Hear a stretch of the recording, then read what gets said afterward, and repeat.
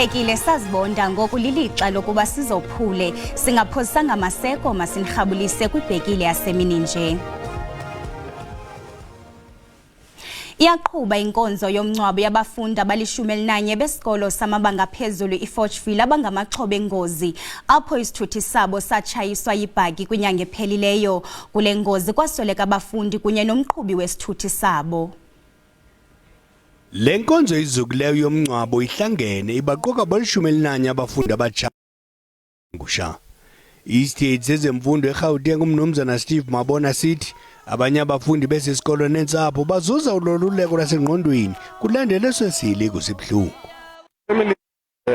Different beliefs, and we had to give them that space, just to remember, culturally, if someone died in that fashion, they will want to go and take their spirits or perform their cultural. They are quite encouraged and comforted actually that they are going to be laid to rest, and they will find a way to close and move on. Abafundi bali-11 zithi kusenzima nakusasoku kwamkela kwenzekayo kusebhlungu nangoku. Umbutho wePatriotic Alliance ufaka amaphepha angxamileyo kwinkundla ephakamileyo eGauteng ePitoli kwinzame zokuthintela kuba uChidima Adetshina angathathi inxaxheba kukhuphiswano lonobuhle lukaMiss SA noluza kubanjwa ngomgqibelo. Oku kuza emva kokuba umphathiswa wesebe lemicimbi yekhaya uLeon Schreiber etandalazise ukuba elisebe linobungqina obuphathekayo bokuba kukho ubuqhophololo benziwayo ngelixa kusenziwa isiqinisekiso sokuzalwa sika-Adetshina. Elisebe likhuphe ingxelo yokuqala kuphando oluqhubayo kwinyewe yesiqinisekiso sokuba ngummiweli oka-Adetshina. Umphathiswa wesebe lezemicimbi yekhaya uSchreiber uthi oluphando lusukele kwisicelo sabaquzeleli lokhuphiswano lukaMiss South Africa sokuqinisekisa ubomi bukaChidima Adetshina.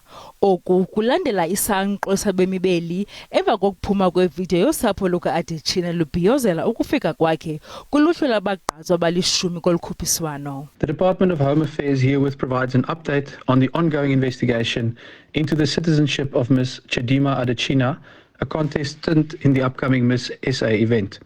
The reason for the ongoing nature of the investigation is that its scope has broadened since the original request received from the organisers of Miss SA based on the information uncovered by Home Affairs investigators thus far.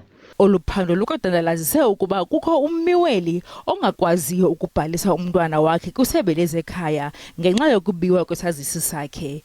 Elisebe lisebenza nabo bonke ababandakanyekayo kule nyewe kuquka unina ka-Adetshina. An innocent South African mother whose identity may have been stolen as part of the alleged fraud suffered as a result because she could not register her child. The department has broadened its investigation to identify and pursue any officials involved in the alleged scheme. Unkosi Radebe noyingcali yezomthetho uthi umthetho uyicacisa ca inkqubo yokuba ngummiweli loMzantsi Afrika. This matter was not supposed to have been as controversial as it is because the law is quite clear. For you to be a South African, you need to be born in the Republic and at least one of your parents must be South African.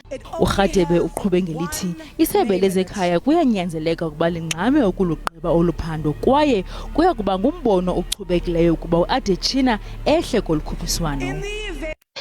Impact is huge because there is a cloud now hanging over her, and it will be prudent for the Department of Home Affairs to deal with their investigations expeditiously because, and you should have seen, Ayanda, the amount of confusion and anger that this matter has sparked. So the cloud is clear. At the moment, I would say from my vantage point, her participation in this pageant must be suspended. Uphando lusaqhuba. Umphathiswa kwiofisi yobongameli uKhumbuzo Ntshavheni ethetha kwinkomfa namajelo endaba ngemiba eshukuxwa ikhabhinethi uvelele inkalo eziliqela kuquka umba wamanzi nobundlobongela. Uthi unikezelo lwamanzi acocekileyo kubo bonke abemibeli ngundoqo ekuphuculeni impilo zabantu nakuhlumo loqoqosho. Umphathiswa kweofisi kamongameli uthi mninzi umqela owanjwe lisebe lamanzi nogutyulo kwisibophelelo salo sokunikezela ngamanzi acocekileyo sulungekileyo yogutyulo kubemibeli loMzantsi Afrika. Uthe lisebe lihlabela mgama nokuqhogana necandelo labucala ukuqinisekisa ukuba esi sibophelelo siyaphunyezwa. Given the increasing challenges of water supply in the country, the Department of Water and Sanitation will provide fortnightly briefings on progress with addressing water insecurity and measures the communities must take to ensure water security in our water scarce country. Kumba wezokhuseleko uthi icabinet waqhwabela izandla amagosa onyanzeliso omthetho kumlo ongokutshayela bundlobongela kweli. Cabinet welcomed the continued successes of law enforcement agencies in the arrest of members of organized crime syndicates and gangs as part of the ongoing fight against crime.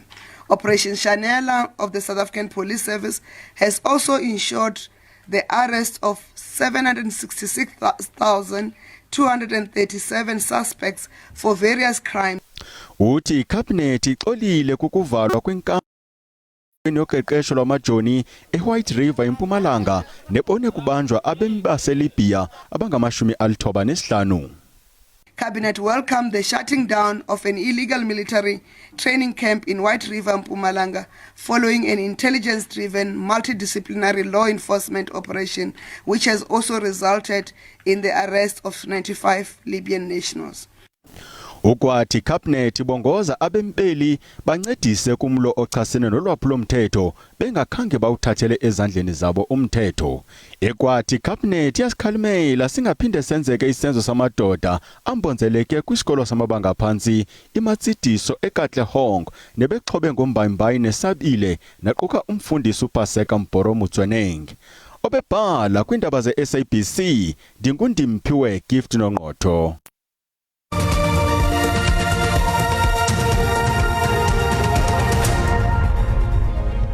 Sinamkele kwakhona kwindaba zelijelo uyakwazi ukubukela kwakhona ezindaba kwijelo le-YouTube uthi SABC indaba zesiXhosa ukanti kwinqaku lokuqala sithe iyaqhuba inkonzo yomngcwabo yabafundi abali-11 besikolo samabanga phezulu iForchville abangamaxhobe engozi apho isithuthi sabo satshayiswa yibhaki kwinyanga ephelileyo. Kule ngozi kwasweleka abafundi kunye nomqhubi wesithuthi sabo. Kwinzame zokunika ingqwalasela kwimbaluleko yamayeza esintu nokuba asetyenziswe ngendlela elinganayo namayeza asentshona okube kuxovulwa kwinkomfa yolwazi lwemveli kunye nonaniselwano lamayeza esintu nebanjelwe eGqeberha eMpuma Koloni. Le nkomfa iqhwatyelwe izandla njengebe impumelelo nanjengoko ibe liqonga lokwabelana ngamava kwabathatha inxaxheba abohlukeneyo. Kudibane iingcali zamachiza endalo zisabelana ngolwazi zokwabambisene kweli candelo. Kumaxesha amaninzi ulwazi ngamayeza asuka kwindalo luyagcinwa kwaye lisetyenziswa kwindawo apho uluntu nolwazi kwaye lusebenzisa la machiza. Kukusicela isikhawulezileyo sokuba ezi mveliso zithengiswa kweli nakwamanye amazwe. We talk about indigenous knowledge systems. We don't only talk about commercialization, we talk about mainstream commercialization because these are solutions that have been in the market for decades. So they've been commercialized. However, they've not been tested or validated by modern science. So what we're doing as part of the service or assistance that we give to innovators, for example, we currently are investing funding in a project by Africa Health Research Institute where they are taking a product that is based on traditional medicine through clinical trials. Amachiza esintu asetyenziswa ngabantu abaqikelelwa ku-60% eMzantsi Afrika. Uncedo alukho phaa emayezeni asemaxhweleni. Amanye amayeza lapho uyawalima apha ekhaya siwasebenzisa ogogo. Xa ugula uyakwazi ukuthatha isomhlonyane usinde. Awudingi uba uspende imali eninzi. Kodwa lento idepende olwazini lwethu.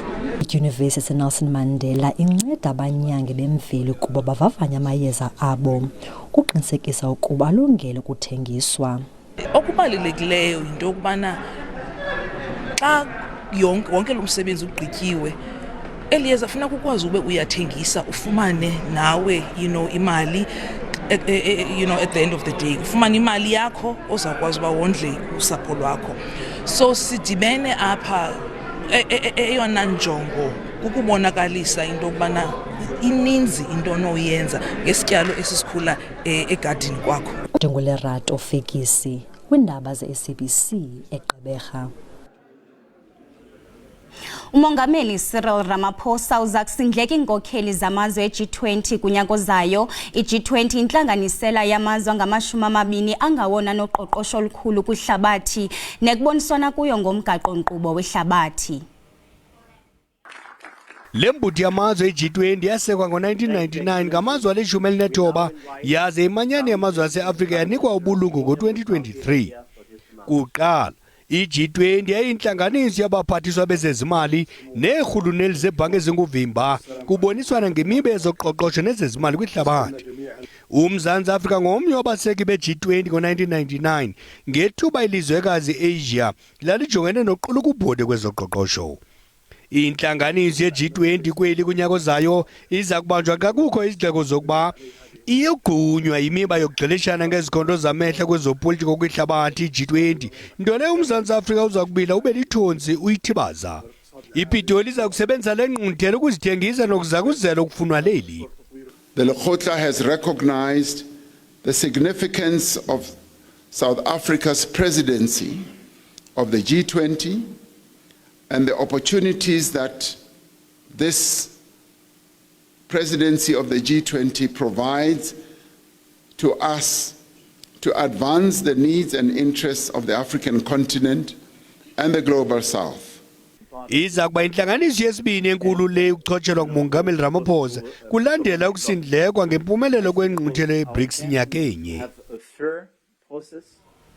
Nanjengoko eli ngomso lijonge kumhla wamanina, omnye wengcali kwezoqoqosho umemelele ukuba amanina angazibandezi ekubeni negalelo kwizihlalo zobunkokheli. Kukwagxininiswe ukuba amanina kumele akhethe ikhonde libaxhobisa ngezakhono zokuba inxalenye kwinkqubela yoqoqosho. Abafundi namanina baphume ngobuninzi ukungqobanisa inhloko mayela nemiba yesini kwiminyaka engama-30 yenkululeko. Usihlalo we-National Empowerment Fund uGqirha Moleko nobebi University yaseKimberley Solplaatje uphefumlele ubala ngelithi imfundo kumele ibe yeyona iza nefuthe elimandla ekukhuthazeni abasetyhini. Le ngcali kwezoqoqosho ikwabalule ukubaluleka kwenguqu yengqiqo ekukhetheni ikhondo. What we're seeing is that the pockets of poverty and the incidence of high poverty gap is in existence primarily in women-headed households because in the main, a large portion of them are not employed in the household. From an education perspective, women are in very much the social sciences, the humanities, and sectors where I would say are not the key drivers and in the real economy. uGqirha Moleko ukwaleke ngelithi ukubandakanywa kwamanina kumacandelo onganyelwe ngamadoda kumele ukuthatyathelwa ingqalelo ngokungundoqo. Ukwagxininise ngelithi tyhini nabo kumele banyuse umxakatho baqine umqolo ekuthabatheni izikhundla zobunkokheli. Third thing is that we've got to drive up education and access and inclusion, particularly in these sectors that are underrepresented by women. Lo gama ababeyinxalenye lomhlangano bavakalise ngelithi inkokheli ezingamanina zinoxanduva lokuba inyandenye ziqhubele phambili elilizwe ukuqaqambisa ikamva. I feel we should be more women who are stronger, that stand more together and that are able to take the country forward. Le university ibalule ukuba ezingxoxo zingundoqo ekubumbeni imo yenhlalo edingekayo eluntwini. uGqirha Moleko ukhuthaze ngokumandla abasakhulayo abangamantombazana ukuba ezikolweni batyumbe izifundo zenzululwazi ezobuchwepheshe ezobunjineli nezezibalo yaye bakukhuthalele ukuba inxalenye yokuqinqa ingomso elingqingqwa abalinqwenelayo. Abasebenzi benkampani yezokwakha iTrintampex eLichtenburg eMntla-Ntshona babeke phantsi izixhobo kusukela kwiveki ephelileyo. Batyhola inkampani abasebenza phantsi kwayo ngokuxhobha imicimbi yabo yokusebenza. Aba basebenzi bathi unokontraka oququzelelayo iMotheo Construction Group yenza izinyanzeliso ezingafanelekanga zokuphelisa izivumelwano bekwayityhola nangokucotha ekubhataleni imirholo. Inkampani iTrintampex ngunokontraka obandakanyiweyo ekwakheni indlela edibanisa iLichtenburg neGelukspan ngexabiso le-46 million. Uthotho lwamaphulo okwakha indlela vame ukubambezeleka luqhankqalazo nanjengoko uluntu ludla ngokunyanzelisa ukuqeshwa okanye onokontraka basekuhlaleni banyanzelise amathuba okubandakanywa. Kodwa kolu lwakhiwo lwendlela unokontraka ubebandakanyiwe unqamle inkonzo zakhe ngelityhola unokontraka oququzelelayo ngokwenza izinyanzeliso zokuba kuguzulwe abanye abasebenzi babo. Le nkampani Trintampex nabasebenzi bayo baqhankqalazile ukuvakalisa izikhalazo zabo nanjengoko bebesebenza kwindlela engama-39 weekhilomitha ehamba izigadla ezihambisa impahla kwiidolophu ezingqongileyo namazwe afana neBotswana. Our problem is that salaries can be delayed. They did not pay us on time. There are some people who need to get allowance and Motheo is not giving those workers allowance. They expect our manager to pay those allowances. Now they say they want to lay off some of our colleagues in our subcontract.